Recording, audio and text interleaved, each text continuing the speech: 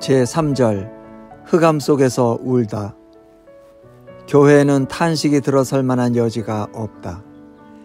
오늘날까지도 역경을 겪는 이들이 주님 어디에 계십니까? 왜 저를 도와주지 않으십니까? 라고 울며 부르짖을 자유를 허용하지 않는다. 존 페인버그는 너무 슬퍼해선 안 된다든지 한시바삐 일어나서 환난 중에도 기뻐해야 한다는 소리를 들으며 느꼈던 뼈아픈 고통을 잊지 못한다. 겉으로 드러내진 않았지만 속으로는 죽을 지경이었다. 하지만 기도하고 탄식하는 시편들을 읽으면서 다시 하나님이 선한 카운슬러가 되어주시는 상태로 돌아갔다. 하나님 말고는 그 누구도 그런 도움을 주지 못했다. 시편 88편은 탄식하는 시편이지만 슬픈 노래라고 불리우는 이 범주 속에서도 단연 두드러지는 시가다. 탄원시라 해도 대부분은 찬양이나 최소한 긍정적인 기대를 담은 시구로 끝난다. 하지만 시편 88편과 39편 이 두 시편만큼은 소망의 토를 전혀 달지 않은 것으로 유명하다. 구약학자 데렉 키드너는 시편 전체를 통틀어 88편보다 더 서글픈 노래는 없다고 단언한다. 표제에 따르면 이 시편은 에스라 사람 헤만이 지었다. 히브리어로 적을 때 이 시편의 마지막을 장식하는 단어는 흑암이다. 기자는 흑암이 나의 유일한 친구가 되었습니다 라고 탄식한다. 이는 하나님께 하나님은 나와 함께하지 않으셨습니다 라고 직설적으로 고백하는 강력한 표현법이다. 성경 전체에 비추어 읽어보면 이 시편은 시련에 대한 엄청난 자원이 되며 더 나아가 큰 격려임을 알 수 있다. 헤만은 이렇게 노래했다. 여호와 내 구원의 하나님이여, 내가 주야로 주 앞에서 부르짖었사오니 나의 기도가 주 앞에 이르게 하시며 나의 부르짖음에 주의 귀를 기울여 주소서. 물은 나의 영혼에는 재난이 가득하며 나의 생명은 스올에 가까웠사오니 나는 무덤에 내려가는 자같이 인정되고 힘 없는 용사와 같으며 죽은 자 중에 던져진 바 되었으며 죽임을 당하여 무덤에 누운 자 같으니이다. 주께서 그들을 다시 기억하지 아니하시니 그들은 주의 손에서 끊어진 자니이다. 주께서 나를 깊은 웅덩이와 어둡고 음침한 곳에 두셨사오며 주께서 죽은 자에게 기이한 일을 보이시겠나이까. 유령들이 일어나 주를 찬송하리이까. 주의 인자하심을 무덤에서 주의 성실하심을 멸망 중에서 선포할 수 있으리이까. 흑암 중에서 주의 기적과 이즘의 땅에서 주의 공의를 알 수 있으리이까. 여호와여, 오직 내가 주께 부르짖었사오니 아침에 나의 기도가 주의 앞에 이르리이다. 여호와여, 어찌하여 나의 영혼을 버리시며 어찌하여 주의 얼굴을 내게서 숨기시나이까. 내가 어릴 적부터 고난을 당하여 죽게 되었사오며 주께서 두렵게 하실 때에 당황하였나이다. 주의 진노가 내게 넘치고 주의 두려움이 나를 끊었나이다. 이런 일이 물같이 종일 나를 애우며 함께 나를 둘러쌌나이다. 주는 내게서 사랑하는 자와 친구를 멀리 떠나게 하시며 내가 아는 자를 흑암에 두셨나이다. 본문을 읽어보면 우선 하나님을 믿는 사람들이 오랫동안 흑암 속에 있었음을 알 수 있다. 이 시편 하나에 흑암이라는 표현이 3번이나 등장한다. 기도하고 또 기도하며 견뎠음에도 사실상 상황은 조금 더 나아지지 않았음을 효과적으로 전달하는 표현이다. 노래는 소망의 기운 한 점 없이 끝나버린다. 우리는 여기에서 주님을 따르는 이들이 바르게 살아도 여전히 흑암 속에 머물 수 있음을 배울 수 있다. 흑암은 외부의 어려운 환경 또는 고통스러운 내면의 영적 상태 가운데 어느 한쪽을 상징한다. 이는 이 시편의 중심에 자리 잡은 지극히 현실적이고 가혹한 메시지다. 앞뒤를 단숨에 파악하려 해서는 안 된다. 이러저러한 일이 벌어진 까닭이 항상 선명하게 드러나는 것도 아니다. 어느 주석가는 이렇게 적었다. 누구든 성경에서 만사형통 철학을 고안해 내려는 사람은 일단 이 시편을 찢어버리는 데서부터 시작해야 할 것이다. 둘째로 암흑의 시기는 하나님의 은혜를 더 깊이 드러낸다는 사실을 배울 수 있다. 해마는 화를 낸다. 주님을 찬양하고 싶어요. 거룩한 사랑과 성실하심을 무사람들에게 선포하고 싶다고요. 라며 하나님을 몰아세운다. 본문의 마지막 대목에서 해마는 끝내 말하고 만다. 주님은 사실 단 한 번도 나를 위해 거기에 계신 적이 없었습니다. 그는 성질을 억누르지도 않고 하나님께 정중한 어투로 말씀드리지도 않는다. 데렉 키드너는 이렇게 말한다. 성경에 그런 기도가 존재한다는 사실 자체가 하나님이 우리의 형편을 이해하고 계심을 증언한다. 하나님은 사람들이 절망에 빠졌을 때 어떻게 말하는지 알고 계셨다.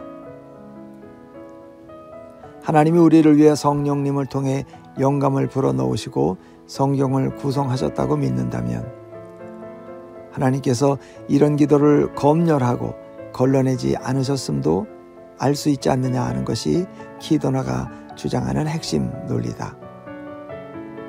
하나님은 이런 진짜 백이 크리스찬이라면 이런 식으로 이야기하진 않을 텐데 라고 말씀하시지 않는다. 욥의 사례에서 그랬던 것처럼 해만의 태도가 나무랄 데 없다는 뜻은 아니다. 그럼에도 불구하고 욥기의 끝자락에서든 이 시편에서든 하나님은 괴로워 울부짖는 행위를 모조리 부당하다고 규정하지 않으신다. 아니, 하나님은 오히려 이해하신다. 달리 말하자면 하나님이 우리의 하나님으로 남아 계실 수 있는 것은 우리가 행복한 표정을 짓고 감정을 통제해서가 아니라 오로지 그분의 은혜 때문이다. 하나님은 우리를 오래 참아주시며 너그럽게 대해주신다. 우리 마음속에 온갖 불순물들이 뒤섞여 있는 줄 아시면서도 우리와 함께 해주신다. 구원은 오로지 은혜에서 비롯된다. 해만은 하나님을 찬양하지 않는다. 그는 연약하고 망가져 가고 있다. 하지만 이 시편에는 그런 그의 진실한 기도가 담겨 있다. 그 간구는 내면의 혼란에 정직하라는, 그리고 솔직하게 쏟아내고 표현하라는 권면이기도 하다. 셋째로 이 시편을 통해서 좀처럼 수그러들 줄 모르는 암흑의 시기야말로 악의 세력을 물리칠 더없이 좋은 기회임을 배울 수 있다. 오로지 하나님은 하나님이심으로 그분을 섬기기로 선택할 수 있다. 한치 앞이 보이지 않을 만큼 캄캄한 순간들에는 주님 또는 그분과의 관계에서 그 어떤 것도 얻을 수 없다는 느낌이 든다. 만일 그렇다면, 그러니까 정말 하나님으로부터 오는 도움이나 유익이 거의 없어 보임에도 불구하고 계속해서 이웃을 사랑할 뿐만 아니라 하나님께 순종하고 기도하며 그분을 구할 수 있을까? 아무런 조건도 없이 하나님을 구한다면 우리는 마침내 하나님이 주시는 유익 때문이 아니라 오로지 하나님 한 분으로 만족하며 사랑하는 법을 배우고 있는 것이다. 이제 이 깊었던 어둠이 걷히거나 옅어지면 하나님 외에 다른 요소들에 기대어 행복을 추구하려는 성향이 줄어들고 오로지 하나님 안에서 새 힘을 얻고 그분께만 헌신하는 자신의 모습을 보게 될 것이다. 시련 앞에서도 굴복하지 않는 새로운 용기와 흔들리지 않는 견고함, 침착함과 평안을 찾게 된다. 마치 석탄이 다이아몬드로 변해가는 과정처럼 말이다. J.R.R. 톨킨은 반지의 제왕에서 이와 비슷한 시련을 당하고 결국 이겨낸 샘 gems라는 인물을 들어 이야기한다.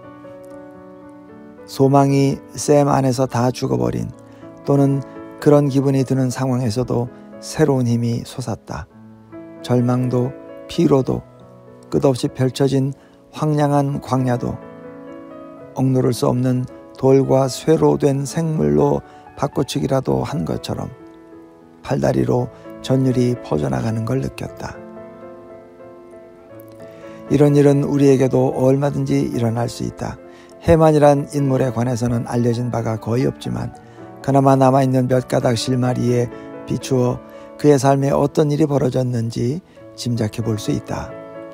키드너는 말한다. 이 시편 자체에서는 소망의 불씨를 한 점도 찾아볼 수 없지만 표제에서 그 흔적을 찾을 수 있다. 하나님께 버림받은 기자는 다윗이 세운 찬양대의 창시자 가운데 하나로 우리가 고라 자손의 시로 분류된 더없이 풍요로운 시편들을 대할 수 있는 건 그의 덕택이다. 고단하고 절망적인 상황이었지만 무의미한 삶을 살지는 않았다. 살아서 죽음을 맛보는 것과 같은 생활을 했지만 하나님의 손에 붙잡힌 그의 삶은 풍성한 열매를 맺었다. 제4절 가장 깊은 어둠 속으로 들어오신 분. 시편 88편이 주는 마지막 가르침은 우리의 어둠을 예수님의 흑암에 비추어 상대화할 수 있다는 점이다. 하나님은 해만의 흑암을 사용하셨고 그를 확실히 바꾸어 위대한 예술가로 만드셨다. 해만의 인생은 결코 당시 그가 느꼈던 것만큼 총체적으로 버림당하지 않았다. 그런 일은 일어나지 않는다. 하나님이 우리를 버리셨다고 느끼는가? 그리스도를 믿는다면 결코 정죄함이 없기에 그것은 그릇된 판단이다. 눈앞에 벌어지는 일들을 하나님이 속수무책으로 보고만 계신다고 생각하는가? 하나님은 모든 것이 합력하여 선을 이루게 하신다고 성경은 분명히 말씀한다. 따라서 그 역시 잘못된 관념이다. 이 말씀이 내게도 사실이라고 어떻게 확신할 수 있습니까? 라고 묻고 싶은가? 흑암 말고는 아무것도 감지할 수 없는데 어떻게 하나님의 임재를 느끼고 그분이 나를 향해 선한 뜻을 가득 품고 계심을 분명히 알 수 있는가? 여기 좋은 방법이 있다.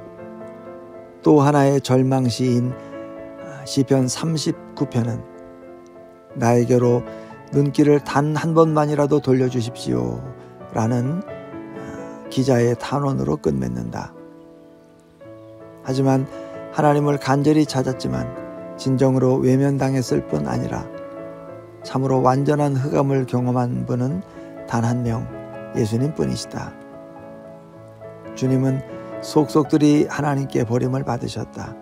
숨을 거두시는 순간 모든 사람이 그분을 배신하고 부정하고 거절하고 저버렸다. 심지어 하늘 아버지에게서도 버려졌다. 절대적인 흑암만이 예수님의 유일한 친구였다.